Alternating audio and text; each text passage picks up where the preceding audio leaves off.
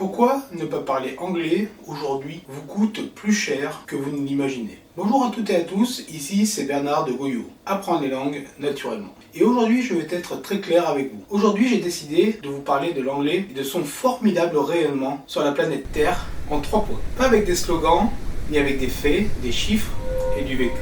C'est parti. Premièrement, comment l'anglais a transformé mes opportunités professionnelles. Et les vôtres, cela va sans dire. Vous devez savoir que j'ai été professeur d'anglais, je le suis toujours, mais avant d'être professeur, j'ai surtout été quelqu'un qui avait besoin de l'anglais pour avancer. Mais je ne voulais pas apprendre l'anglais pour devenir professeur d'anglais. Et vous non plus, probablement. Peu de personnes veulent être professeurs, et encore moins professeurs d'anglais. Selon l'OCDE, plus de 80% des apprenants adultes apprennent l'anglais pour des raisons professionnelles ou académiques. Ce que je veux dire par là, c'est que l'anglais va vous ouvrir des portes vers d'autres métiers. Des métiers parfois auxquels vous n'avez même pas accès sans l'anglais. Quels sont les métiers dont l'anglais est un avantage? La vraie question serait plutôt, dans quel métier l'anglais n'est pas un avantage? Non, désolé, je ne vais pas pouvoir faire la liste, car celle-ci serait trop longue et fastidieuse. LinkedIn estime que l'anglais est cité dans plus de 70% des offres qualifiées en Europe. Vous pouvez déjà cocher la case des métiers qui font rêver, comme pilote d'avion, cosmonaute ou encore espion international. Mais ça, c'est la partie visible de l'iceberg. Restons, si vous le voulez bien, plus terre à terre. Prenons une scène réelle. Réunion Zoom, client étranger, tout se passe en anglais. Vous comprenez 60%, vous hochez la tête, vous prenez des notes, mais vous n'osez pas intervenir. Les métiers du quotidien peuvent requérir déjà certaines notions. Des bases de l'anglais, que vous soyez plombier, employé de maison ou technicien de surface, et surtout quand vous travaillez dans un domaine dans lequel vous côtoyez une clientèle internationale.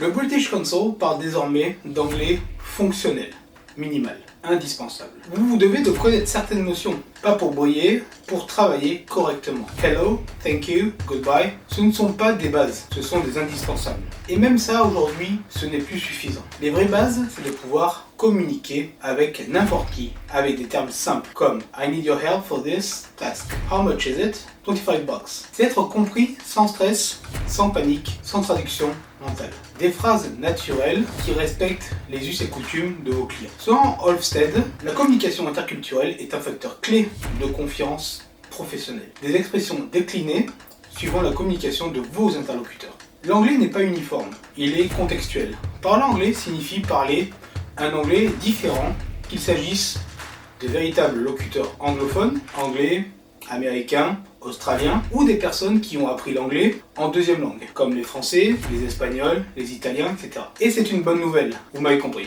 L'objectif n'est pas la perfection, c'est l'efficacité. Cependant, parler anglais ne sert pas seulement pour le travail.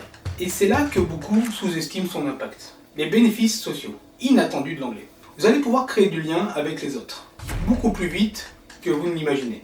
En effet, parler une langue permet de communiquer avec plus de personnes, de s'intégrer dans un groupe, travail, études, pays étrangers, et parfois même d'éviter l'isolement. L'OMS reconnaît la barrière linguistique comme facteur d'isolement social. D'autres apprenants de l'anglais y trouveront l'accès aux codes sociaux, à l'humour, aux références culturelles et à la façon de penser d'un peuple.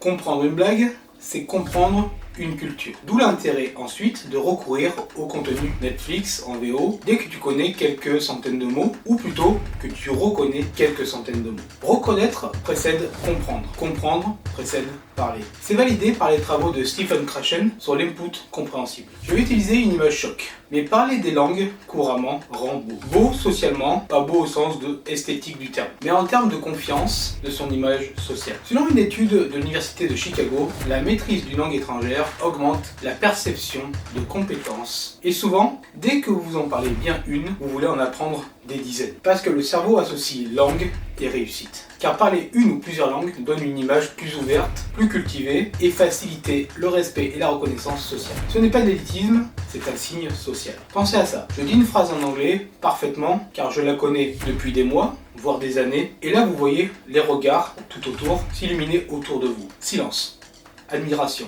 Les commentaires fusent. Oh, il est fort celui-là. Putain, j'y arriverai jamais à parler comme elle. Ou encore, c'est un génie. Rien de tout ça n'est vrai. Le génie, c'est la régularité, c'est juste une compétence travaillée qui, à un moment donné, va servir et impressionner les autres. Exactement comme le sport ou la musique. C'est comme cet ami que vous n'avez pas vu physiquement depuis 6 mois et là c'est le choc. Il a perdu plus de 20 kilos et c'est musclé. C'est l'effet waouh. Apprenez l'anglais, créez cet effet waouh autour de vous. L'outil de démarrage Starter est en bas de cette vidéo dans la description. Dans Starter, vous découvrirez les stratégies pour démarrer l'habitude d'apprentissage des langues. 15 minutes avec des stratégies prouvées pour vous amener d'un niveau je ne comprends rien à un niveau je comprends et je parle à un petit niveau. La répétition quotidienne active augmente la mémorisation de 60% selon Ebbinghaus. 3. Pourquoi l'anglais reste un investissement vital? Pas optionnel, vital. Comment travailler aux États-Unis ou dans tout autre pays anglais et comprendre les Américains si vous ne savez même pas ce que veut dire box ou deadline ou feedback. Je ne parle même pas de Starbucks. Quoique, on pourra en faire un parallèle amusant et au vu de ce qui gagne comme billet vert. Et si parler une langue ne vous intéresse pas plus que ça, ne perdez pas votre temps, ni le mien, et rendez-vous sur TikTok, regardez des conneries.